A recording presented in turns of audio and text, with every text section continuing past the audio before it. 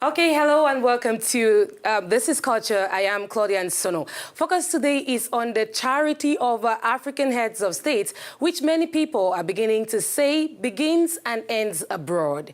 Several African rulers have joined the world's wealthiest families in a fundraiser to rebuild the iconic 850-year-old Notre Dame Cathedral in Paris, which was devastated by fire last Monday.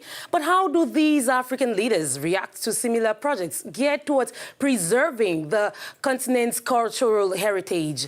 UNESCO has made calls for the continent to restore and preserve the 11 medieval monolithic cave churches of the 13th century New Jerusalem, situated in the heart of Ethiopia. The historic dugout churches have been spoiled by rain, erosion, repairs and modifications. Yet UNESCO's calls seem to have fallen on deaf ears. The historic Kasubi tombs in Kampala were equally touched on March 16, 2010. Besides the Ugandan government and the Buganda Kingdom, UNESCO has received no support from African leaders for the reconstruction of the 137-year-old Kasubi tombs. So what accounts for the lukewarmness of African leaders towards measures to preserve the continent's heritage plagued with tragedies? Salah Khaled is the UNESCO Regional Director for Central Africa and joins us online from Cameroon's capital, Yaoundé. Hello, Salah, and welcome. Straight away, let us know what kinds of contributions you receive from African leaders. Well, UNESCO gets a lot of support and contributions from leaders of African states. They bring several types of support to us. One of them is on the policy level, for example, technical level, financial level. Of course, we receive all of this, but a lot can be done, a lot more can be done. And we saw some African leaders pledge to contribute financially to the reconstruction of the ravaged Notre Dame Cathedral. Based on your experience with these African leaders, do you think the response would have been the same had the very unfortunate incidents occurred at an African site? Yes, definitely, yes. I'm convinced that we would have received the same support. Each member of this community, according to their abilities, they bring a stone to the building.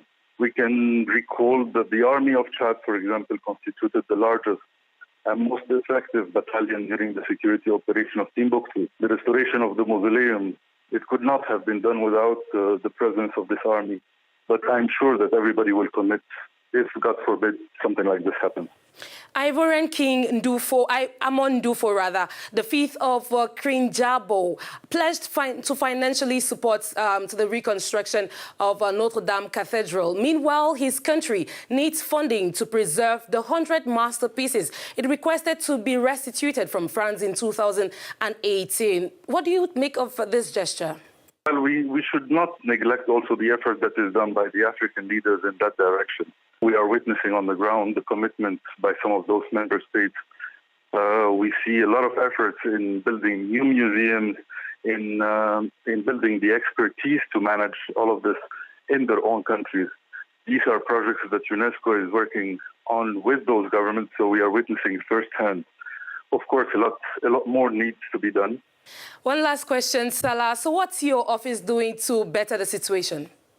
The 5th of May will be the African World Heritage Day, which is also an opportunity to raise the awareness of both political leaders, communities, the people, students, the younger generations on the importance to celebrate the continent's unique cultural and natural heritage, the exceptional universal value, and the importance of all of this for the economies and also to keep the heritage of the continent, the youth and the children. They should be the leaders of the next generations, so they should know the history and the heritage and how to preserve it.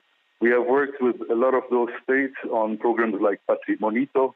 We have also the education curriculum on World Heritage in School, the World Heritage Volunteers Initiative, and World Heritage Youth Forum, which are main activities that we wish that all leaders on the African state could really support. Thank you, Salah. That was Salah Khaled, UNESCO Regional Director for Central Africa. Well, the African World Heritage Day comes up on May 5. Do you think your government is doing enough to preserve your cultural heritage? You can let us know on Facebook and on Twitter at Claudia Nsono. A big thank you to you all for watching. Until next time, please do have a fantastic week.